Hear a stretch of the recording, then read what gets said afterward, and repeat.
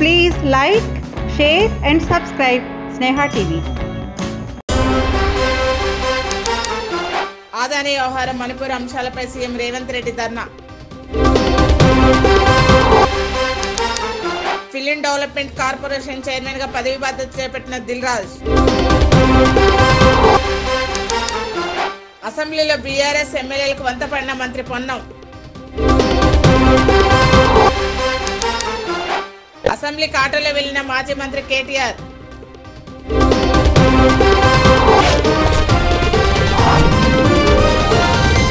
ఆదాని వ్యవహారం మణిపూర్ అంశాలపై కేంద్రం స్పందించాలంటూ సీఎం రేవంత్ రెడ్డి పిసిసి అధ్యక్షులు మహేష్ కుమార్ ఆధ్వర్యంలో భారీ ర్యాలీగా రాజ్భవన్ కు చేరుకున్నారు. సీఎం రేవంత్ రెడ్డి రాజ్భవన్ ఎదుట రోడ్డుపై బైఠాయించారు.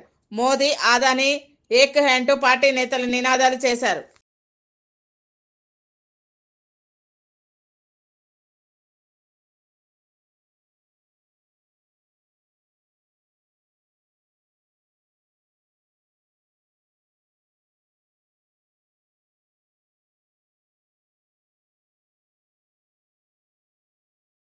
స్వయం సహాయక సంఘాల ప్రతినిధులకు అందించేందుకు ఎంపిక చేసిన చీరల నమూనాను సీఎం రేవంత్ రెడ్డి పరిశీలించారు. మంత్రులు సీతక్క, పొన్నం ప్రభాకర్, పొంగులేటి శ్రీనివాస్ రెడ్డి, పిసిసి అధ్యక్షులు ఎమ్మెల్సీ మహేష్ కుమార్ గౌడ్, సీఎం సలహాదారు వేం నరేందర్ పాల్గొన్నారు. ఎమ్మెల్సీలు, ఉన్నతాధికారులు కార్యక్రమంలో అన్ని విధాలుగా యోగుడైన తెలుగు సినిమా నిర్మాత దిల్ రాజును ఫిలిం డెవలప్మెంట్ కార్పొరేషన్ చైర్మన్ గా నియమించడం జరిగిందని రాష్ట్ర సినిమాటోగ్రఫీ శాఖ మంత్రి కోమటిరెడ్డి వెంకటరెడ్డి అన్నారు. ఏసీ గార్డెన్ లోని ఫిలిం డెవలప్మెంట్ కార్పొరేషన్ లో పదవి బాధ్యతలు దిల్ రాజు చేపట్టారు. ఈ సందర్భంగా రాష్ట్ర మంత్రి కోమటిరెడ్డి వెంకటరెడ్డి మాట్లాడుతూ Dil Raju film development corporation కు అంతర్జాతీయ స్థాయిలో పేరు తీసుకురావడానికి కృషి చేయాలని కోరారు. ప్రముఖ నిర్మాత, అలాగే ఎన్నో సామాజిక సేవా కార్యక్రమాలతో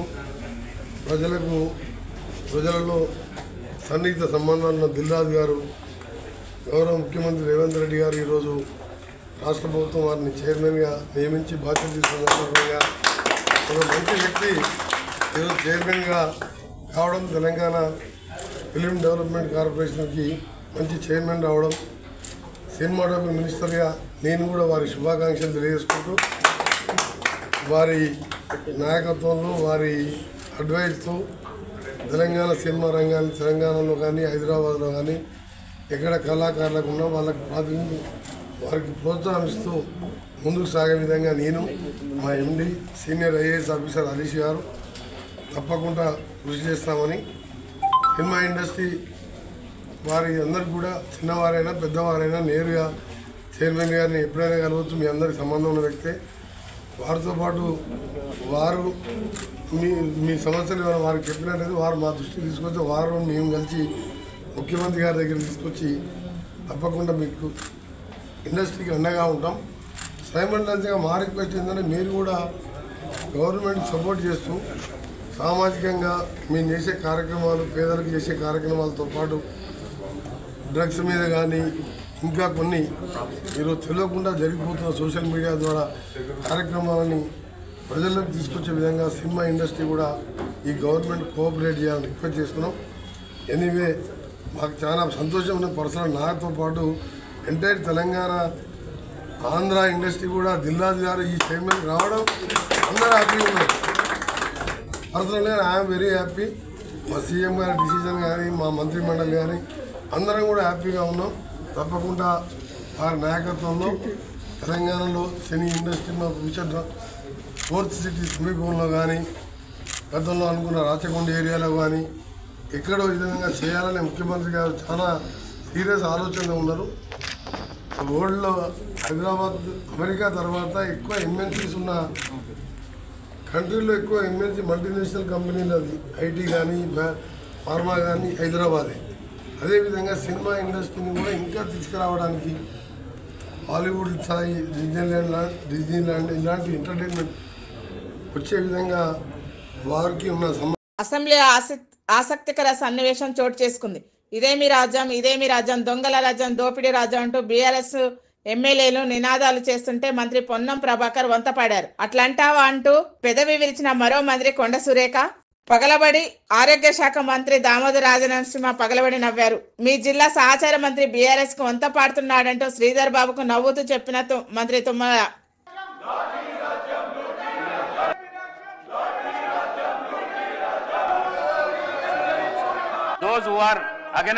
ఆటో డ్రైవర్లు తమ సమస్యలు పరిష్కరించాలని డిమాండ్ చేస్తూ గత కొన్ని రోజులుగా సమ్మె చేస్తున్నారు. అయితే అసెంబ్లీ సమావేశాల సందర్భంగా మాజీ మంత్రి కేటీఆర్ ఆటో డ్రైవర్లకు మద్దతుగా ఆటో నడుపుతూ అసెంబ్లీకి వచ్చారు.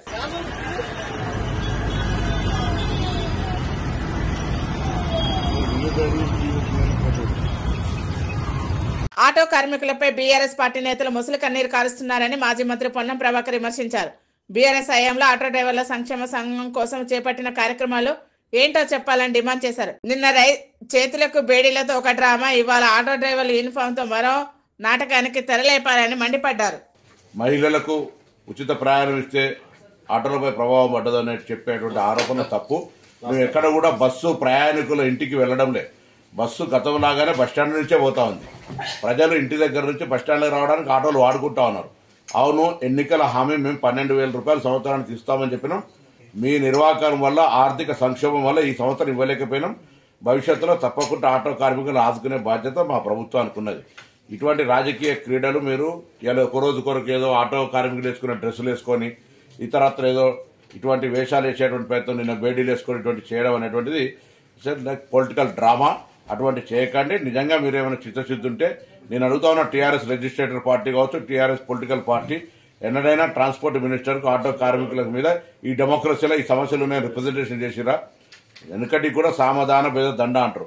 అవేం లేకుండా మీరు కనీసం రిప్రజెంటేషన్ కూడా చేయకుండా మీరు అటుగా ప్రొటెస్ట్కి వెళ్ళిపోతే మేము అనేక సందర్భాలు ఆటో కార్మికులతో సమావేశాలు పెట్టినాం. రండి, ఆటో ప్రతినిధులు తీసుకొని బరాబర్ డెమోక్రటిక్ గా మా ఆఫీసులో కూర్చొని మాట్లాడదాం. అంతేగాని ఇటువంటి వాళ్ళ పేరు మీద మీరు పొలిటికల్ ప్రోగ్రామ్ తీసుకునేటువంటి ప్రయత్నం చేస్తే ఇది మంచిది కాదు సమాజానికని మనం చేస్తాం. ఎస్సీ వర్గీకరణ వ్యతిరేకిస్తూ ఈ నెల 19 అసెంబ్లీ కార్యక్రమాన్ని విజయవంతం చేయాలని తెలంగాణ రాష్ట్ర మాల సంఘాల జేఏసీ నేతలు పిలుపునిచ్చారు. సీఎం రేవంత్ రెడ్డి మందకృష్ణకు కొమ్ము కాస్తున్నారని విమర్శించారు. మాల సభకు రమ్మని ఆహ్వానిస్తూ తిరస్కరించి సీఎం రేవంత్ రెడ్డి మాదిగల బిజినెస్ సభకు ఎలా వెళ్తారని ప్రశ్నించారు. దక్షిణ భారతదేశంలో మందకృష్ణను మొత్తం తిప్పి ఆ యొక్క మాదిగా మిగతా చెమారు ఓట్లను బీజేపీకి ఓట్లుగా మార్చుకునే ఎత్తుగడలో భాగమే ఈ తీర్పు అని, ఇది ముమ్మాటికి నరేంద్ర మోడీ చంద్రచూడ్ల తీర్పు అని మేము భావిస్తూ మేము ఒకటే తెలియజేస్తా ఉన్నాం. మాల సామాజిక వర్గం అన్ని కులాలతో పనిచేసింది. పూలేను అంబేద్కర్ వాదాన్ని ముందుకు తీసుకెళ్లింది. ఏ కులానికి వ్యతిరేకంగా పనిచేయలేదు. అన్ని కులాలు అభివృద్ధి చేయాలని చెప్పేసి మేము కోరుకున్నాం. 59 కులాలు ఉన్న వాళ్ళకి ఏ విధమైన వర్గీకరణ చేస్తారో ఒకసారి మీరు ఆలోచన చేయాల్సిన విషయాన్ని గుర్తు చేస్తా ఉన్నాం. అందులో భాగమే మేము 19వ తారీఖు రోజున ఏదైతే రేవంత్ రెడ్డి గారు మాదిగ సామాజిక వర్గానికి అనుకూలంగా వ్యవహరిస్తా ఉన్నాడు, అది దాన్ని మేము దృష్టిలో పెట్టుకొని ఇక్కడ ఉన్న మా మాల సంఘాలుగా 19వ తారీఖున తెలంగాణలో ఉన్నటువంటి మొత్తం మాల సామాజిక వర్గాన్ని విజ్ఞప్తి చేస్తా ఉన్నాం. మేము 19వ తారీఖున దాదాపు 1,00,000 మందితో అసెంబ్లీని ముట్టడించబోతున్నామని మామలకు అన్యాయం చేస్తున్నాడు మన రేవంత్ రెడ్డి గారు. రేవంత్ రెడ్డి మీటింగు మాదే ఎమ్మెల్యేలు, మాదే మేధావులు ఓటర్ల మీటింగ్ పెడితే ఆ మీటింగ్ పోయాడు రేవంత్ రెడ్డి గారు. ఇంత అన్యాయమా? ఏంటంటే ఆ రోజులో అదే మందకృష్ణ బీజేపీకి ఓటు వేయకపోతే నేను చచ్చిపోయినట్టు అన్నాడు. మేము కాంగ్రెస్కు ఓటు వేసి మేము గెలిపించిన ఘనత మాలో ఉందని కూడా మేము చెప్తున్నాం. అందుగురించి అని రేవంత్ రెడ్డి మాలో మనోభావాలు దెబ్బతీస్తున్నావు, మమ్మల్ని చిన్న సూపులు కూడా మేము డిమాండ్ చేస్తున్నాం. ఏంటంటే ఒలింపిక్లో వర్గీకరణ చేస్తున్నాడు. ఒలింపిక్లో కాదు, జనాభా లెక్కలు తీయాలి. జనాభా లెక్కలు తీసి నేను 59 కులాలకు అన్యాయం చేయకుండా ఏ 2 కులాలకు న్యాయం చేయాలి అని చేయకుండా నేను వర్గీకరణ చేస్తుంటే ఇది బాగా తట్టుకోలేక మేము చాలా బాధపడుతున్నాం. సరిగ్గా కాదు, నీకు ఓటు వేయకుండా అదే మళ్ళా కృష్ణమాలని నిమ్మదించుడు ఏటికి నువ్వు ఆలోచనగా పోతున్నావు. అదే బీజేపీ పట్టాలు చేసుకోవాలను, అదే డిమాండ్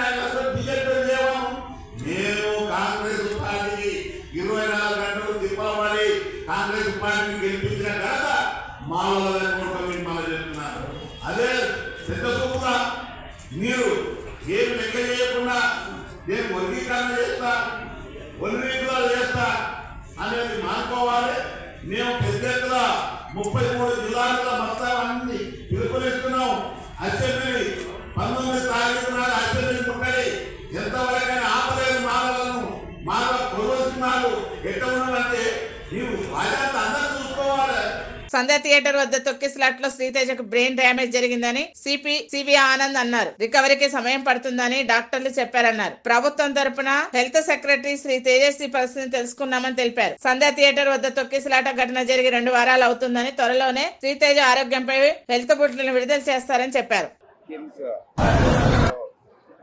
ట్రీట్మెంట్ లో ఉన్న 9 సంవత్సరాల బాబు శ్రీతేజ్ ఆయన పరిస్థితి, ఆరోగ్య పరిస్థితి ఏంటి, ఇంకా ముందు వచ్చే రోజుల్లో దాని గురించి ఏమేమి చర్యలు తీసుకోవాలో గురించి డాక్టర్స్ని అడిగి తెలుసుకున్నాము.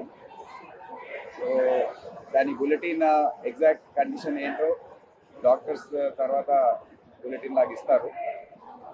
ముఖ్యంగా ఆ రోజు జరిగిన తొక్కిసలాట్లో శ్రీతేజ్కి బ్రెయిన్ డ్యామేజ్ జరిగింది. ఆక్సిజన్ అందక హైపోక్సియా బ్రెయిన్ డ్యామేజ్ అంటారు, అది జరిగింది.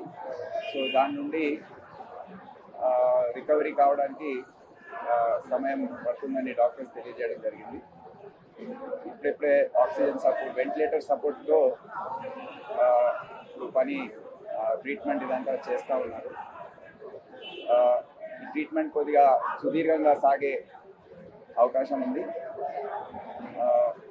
టెక్నికల్ ఆస్పెక్ట్స్ ఏదైతే ఉన్నాయో అవి తొందరలో డాక్టర్స్ టీం ఒకటి రివ్యూ చేసి ఒక బులెటిన్ లాగా వాళ్ళు ఇష్యూ చేస్తారు.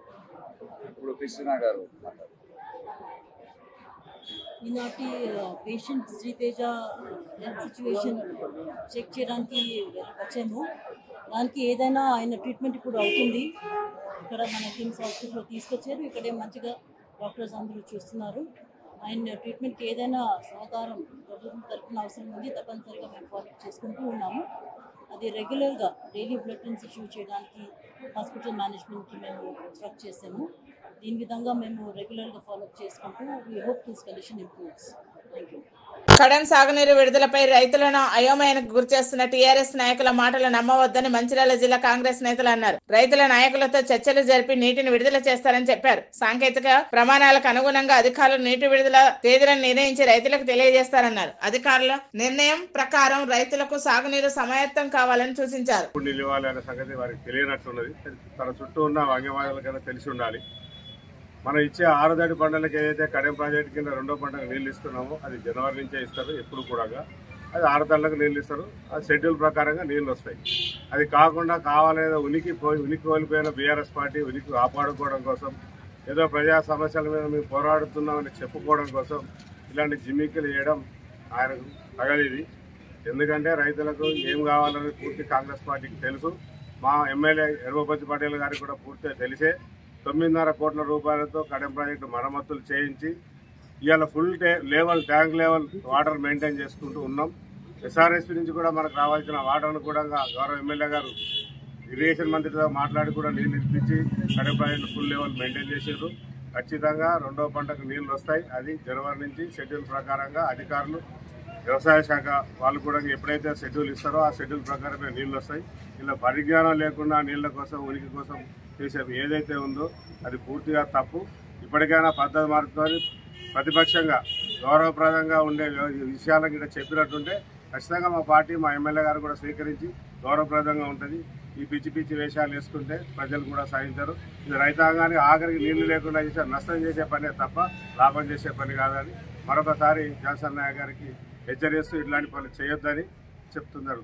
టీఆర్ఎస్ పార్టీ నుంచి ఎమ్మెల్యేగా పోటీ చేసినటువంటి వ్యక్తి, ఆ వ్యక్తికి ప్రాజెక్టు మేనేజ్మెంట్ విషయాలు తెలియకుండా నీళ్ళు ఇడుస్తారని తెలిసిన తర్వాత నీళ్ళ విడుదల కోసం ప్రజల ముందు నాటకాలు ఆడుతూ విజ్ఞప్తి పత్రాలు ఇస్తున్నటువంటి జాన్సన్ నాయక్ గారిని సూటిగా ఒక ప్రశ్న అడుగుతున్నాం.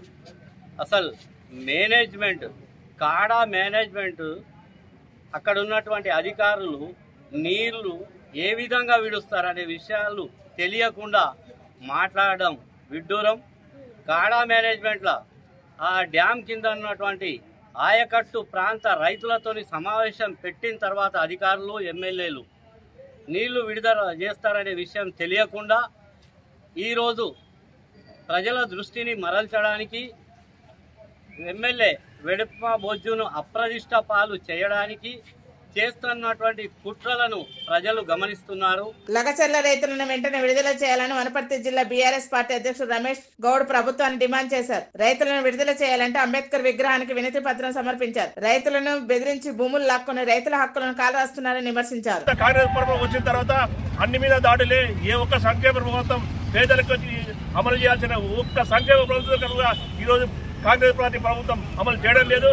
మరి ఈ విధంగా అరాచకాలను సృష్టిస్తూ మరి అమాయకమైన భూములు, గిరిజన బిడ్డల భూములను మనం 1 ఎకరా 2 ఎకరాలు 3 ఎకరాలు ఉంటాయంటే దాన్ని జీవనాధారంగా చేసుకుని ఈరోజు తెలంగాణ రాష్ట్రంలో జీవిస్తున్న నా తెలంగాణ రైతు బిడ్డలు, నా తెలంగాణ గిరిజన బిడ్డలను ఈరోజు తెలంగాణలో వచ్చిన తర్వాత కొత్త ప్రభుత్వం కాంగ్రెస్ ప్రభుత్వం వాళ్ళ మీద కక్ష కట్టి మరి వాళ్ళతో భూమి ఉండకూడదని చెప్పేసి కార్పొరేట్ సంస్థలకు ఒత్తాస పలుకుతూ ఈరోజు ఆదాయంతోటి కుమ్ముకాయ అటువంటి పెద్ద సంస్థలు కట్టబెట్టాలని చెప్పేసి తెలంగాణ రాష్ట్ర ప్రభుత్వం యోచిస్తుంది.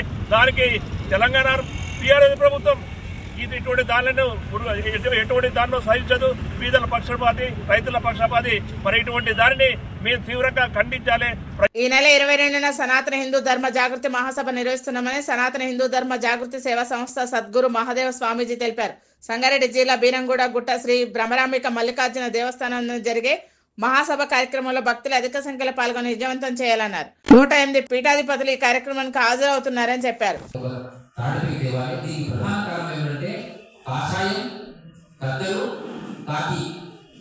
ఈ ముగ్గురు కనుక ఏకమైతే సమాజంలో అనేకమైన సమస్యలు పరిష్కారం వస్తుంది. కానీ ఈ మధ్య కాలంలో ధార్మిక వాళ్ళంతా కూడా రాజకీయ నాయకులందరూ కూడా ప్రజలకు ఎక్కడ ఇరుకుగా వెళ్ళి వాళ్ళ దానికి అంకితమైపోయి అధికారాన్ని చేకూర్చుకుంటున్నారు. మరి స్వతంత్రం వచ్చినప్పుడు 75 ఏళ్ళు దాటినప్పటికీ కూడా తెలంగాణలో హిందూకు సంబంధించిన ప్రభుత్వం రాలేకపోయింది. అన్ని హిందూ ప్రభుత్వాలు అనుకోని ప్రజలు ఓటేశాం. ఇప్పటి నుంచి హిందూ చైతన్యం వస్తే తెలంగాణలో అటు ఆంధ్రాలో కానీ యావత్ భారతదేశం అంతా అన్ని రాష్ట్రాలలో హిందూ భారతదేశం మళ్ళీ అఖండగా మారాలి అంటే హిందువులు ఏకం కావాల్సిన అవసరం తెలియజేస్తూ వరంగల్ అజం జాహీ మిల్లు కార్మికుల భవనాన్ని కబ్జా చేసిన వారిపై ప్రభుత్వం కఠిన చర్యలు తీసుకోవాలని మాజీ ఎమ్మెల్యే నరేందర్ ప్రభుత్వాన్ని డిమాండ్ చేశారు. వ్యాపారవేత్త కాశం నమస్ శివాయ కాంగ్రెస్ పార్టీ నేతల అండదండలతో కార్మికుల భవనాన్ని కబ్జా చేశారని ఆరోపించారు. కార్మికుల భవనం కోసం పెద్ద ఎత్తున ఉద్యమిస్తామని హెచ్చరించారు. ప్రధానమైనటువంటి ఆరోపణ ఆనాడు 2023 ఏప్రిల్ మే మాసంలో ఒక బట్టల షాప్ యజమాని ఆజంజాయి మిల్లు కార్మికుల యొక్క స్థలాన్ని అన్యాయంగా కొనుగోలు చేసి మా పార్టీ పేరు చెప్పుకొని మమ్మల్ని బదనాం చేసే ప్రయత్నం చేసి మేము ఆ రోజు వ్యతిరేకించినాం. ఆ రోజు వ్యతిరేకించి బిడ్డ ఖబర్దార్ కార్మికుల యొక్క స్థలం జోలికి పోతే నీ మర్యాద ఉండదని చెప్పి ఆ రోజు మేము బాటంగా చెప్పడం జరిగింది. అప్పటి నుంచి ఇప్పటి వరకు దాని జోలికి ఎవరు రాలే. ఈరోజు 320 మంది కార్మికులు బాటంగా కార్మికుల స్థలాన్ని గుంజుకొని ఒక రూమ్ వేసి ఇంటి నంబర్ వేసి కరెంటు మీటర్ తెచ్చుకొని ఆ బ్రోకర్ల ద్వారా ఈ స్థలాన్ని ఆ బట్టల షాప్ యజమాని కాసం నమస్ శివాయ దాన్ని కొనుగోలు చేయడం జరిగింది. సీఎం రేవంత్ రెడ్డి లగచర్ల గిరిజన రైతుల విడుదలకు వెంటనే చర్యలు తీసుకోవాలని బీఆర్ఎస్ నేత దాసో శ్రావణ్ ప్రభుత్వాన్ని డిమాండ్ చేశారు. ఖైరతాబాద్లోని బీఆర్ఎస్ పార్టీ ఆధ్వర్యంలో లగచర్ల రైతులను విడుదల చేయాలని డాక్టర్ బాబాసాహెబ్ అంబేద్కర్ విగ్రహానికి వినతి పత్రం సమర్పించారు. గిరిజన రైతులకు అవసరమైన బెయిల్ రాకుండా అవరోధాలు సృష్టిస్తుందని మండిపడ్డారు. ఇవాళ ఎవరి ఓట్లతోనైతే అధికారంలోకి వచ్చి ముఖ్యమంత్రి పదవిలో కూర్చుండో వాళ్లనే అణచివేసేటువంటి రీతిలో వ్యవహరిస్తూ ఇవాళ లగచర్ల తదితర గ్రామాలలో ఉన్నటువంటి ఒక లంబాడి బిడ్డలపై ఇవాళ దాష్టికానికి పాల్పడుతూ అదిరిచ్చి బెదిరించి వాళ్లను నానా హింసలకు గురి చేసి ఇవాళ అల్లుడి కళ్లల్లో ఆనందం కోసం ఇవాళ వాళ్ల పేదవాళ్ల భూములు లాక్కోవాలనే దుర్మార్గమైన ప్రయత్నం రేవంత్ రెడ్డి చేస్తా ఉన్నాడు. గత 40 రోజులుగా ఇవాళ రేవంత్ రెడ్డికి ఓట్లేసి కొడంగల్ ఎమ్మెల్యే చేసిన పాపానికి, తెలంగాణ రాష్ట్రానికి ముఖ్యమంత్రి చేసిన పాపానికి ఇవాళ దాదాపు 40 రోజులుగా ఇవాళ లంబాడి బిడ్డలు ఇవాళ జైళ్లలో మగ్గుతా ఉన్నారు. ఈ సెక్షన్ అంటే ఆ సెక్షన్ అని, ఈ కేసు అంటే ఆ కేసు అని చెప్పని కోర్టులను తప్పుదోవ పట్టిస్తూ ఇవాళ భారత రాజ్యాంగాన్ని తుంగలో తొక్కుతూ, సుప్రీంకోర్టు తీర్పులను తుంగలో తొక్కుతూ ఇవాళ బెయిళ్లు రాకుండా అడ్డుపడుతూ ఇవాళ ఒక సైకోపాత్ పాలన ఇవాళ రేవంత్ రెడ్డి కొనసాగిస్తూ ఇవాళ పేద బిడ్డలు, వాళ్ళ పిల్లలు, వాళ్ళ భార్యలు ఇవాళ కకావికలాలు అయిపోయి ఇవాళ నానా ఆగమవుతున్న ఒక పరిస్థితి. ఎప్పుడు మా భర్తలు బయటకు వస్తారు, ఎప్పుడు మా కొడుకులు బయటకు వస్తారు, ఎప్పుడు మా అన్నలు బయటకు వస్తారు అని చెప్పని ఇవాళ అత్యంత బాధపడుతున్న ఒక పరిస్థితి. కానీ రేవంత్ రెడ్డి కళ్లల్లో మాత్రం ఒక సాడిజంతో ఇవాళ కళ్లల్లో ఇవాళ సంతోషాన్ని చూస్తా ఉన్నాడు. అంచేత రాష్ట్ర వ్యాప్తంగా కేటీఆర్ గారు ఇచ్చిన ఒక పిలుపు మేరకు ఇవాళ అంబేద్కర్ గారైనా సరే, భారత రాజ్యాంగ నిర్మాత అయిన అంబేద్కర్ గారైనా సరే దుర్మార్గంగా వ్యవహరిస్తూ ఒక మూర్ఖమైనటువంటి ఒక ఆధిపత్య అహంకారంతో వ్యవహరిస్తున్న రేవంత్ రెడ్డిని తట్టి లేపేందుకోసం అని చెప్పని ఇవాళ అంబేద్కర్ గారికి ఈ రోజు వారి పిలుపు మేరకు ఇవాళ వినతి పత్రాలు ఇవ్వటమైంది. AP deputy CM Pawan Kalyan స్ఫూర్తి రాజకీయాల్లోకి వస్తున్నారని వారణాసి సూర్య అన్నారు. హీరో పవన్ కళ్యాణ్ శ్రీరాముడు అయితే తన హనుమంతుడని చెప్పారు. జనం కోసం తాను పనిచేస్తానని తెలిపారు. జనసేన టికెట్ ఇస్తే ఎమ్మెల్యేగా పోటీ చేస్తానని, లేదంటే ఇండిపెండెంట్ గా పోటీ చేస్తానని చెప్పారు. చేసిన తర్వాత సమస్య కాదు, రైతు అని అది ఎంత పెద్ద సమస్య కావచ్చు, ఎంత చిన్న సమస్య కావచ్చు, నేను ఆ సమస్యను క్లియర్ చేసే ప్రాసెస్ ప్లానింగ్ అంతా తీసుకుంటాను. ఫైనాన్షియల్ ప్లానింగ్ ఏదో సరదాగా మాట ఎత్తి చేద్దాం చూద్దాం పోదాం అనే రకం కాదు ఈ వారణాసి సూర్య. డైరెక్ట్ గా లైవ్ లోనే ఆ సమస్య అంతా విని ఏ సమస్యను క్లియర్ చేయాలని ఎవరికి తెలుసా, నాకు ఉన్న సబ్స్క్రైబర్స్ కావచ్చు, నా ఛానల్లో ఉన్న సబ్స్క్రైబర్స్ కావచ్చు, వీళ్ళందరూ ఏ సమస్యకి ఎక్కువగా కామెంట్ వస్తాయో ఆ సమస్యను తీసుకుని డైరెక్ట్ గా ఆ సమస్య ఎక్కడైతే ఉందో, ఏ ఊళ్ళో అయితే ఉందో అక్కడికి డైరెక్ట్ గా నేను వెళ్ళబోతున్నాను.